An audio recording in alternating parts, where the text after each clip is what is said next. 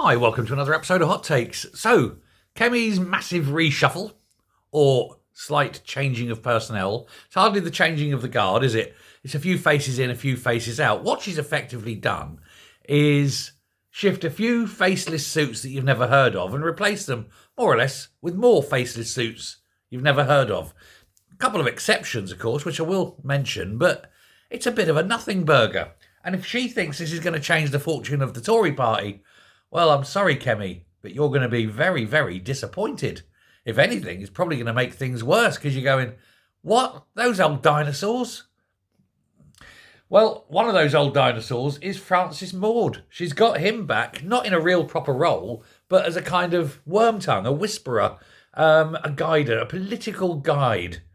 Maud, of course, was right there at the beginning of the Thatcher era, for heaven's sake, right? But you know, if you're relying on someone that old and doddery to go, yay, look, it's the 21st century, moving into the second quarter of the 21st century, let's go for it. Well, what? This guy still counts with an abacus and adds up in pounds, shilling and pence. Come off it. But he's there. You've got James Cleverly, he's back.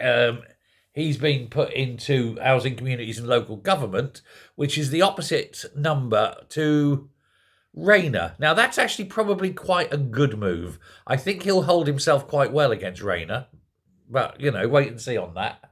But other than that, you know, Kevin Hollinroke, new the party chairman.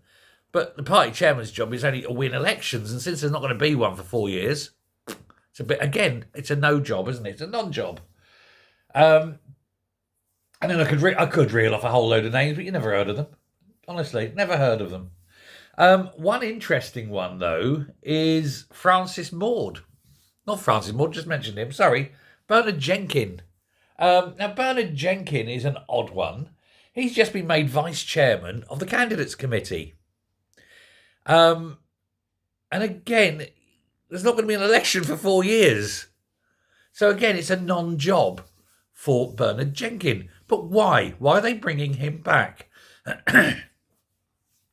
Rumour is that the rear guard, the men in suits, the dark, you know, the backroom boys, those that sit there and move the pieces on the board, want what they call a safe pair of hands in the form of Bernard Jenin and Francis Maud, two old school people that have been in the party for years, basically to guide Kemi. They think that her particular style of leadership isn't actually working, isn't resonating. So they want to get these old boys in to direct her, maybe to the right.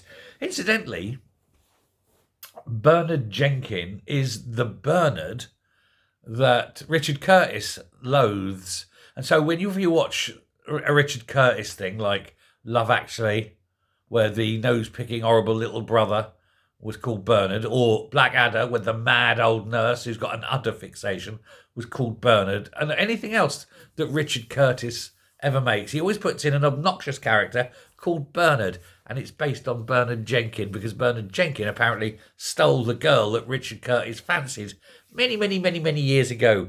Ironically, Bernard Jenin and his wife have just divorced. Maybe she'd have been better off sticking with Richard Curtis all these years after all. But there we are.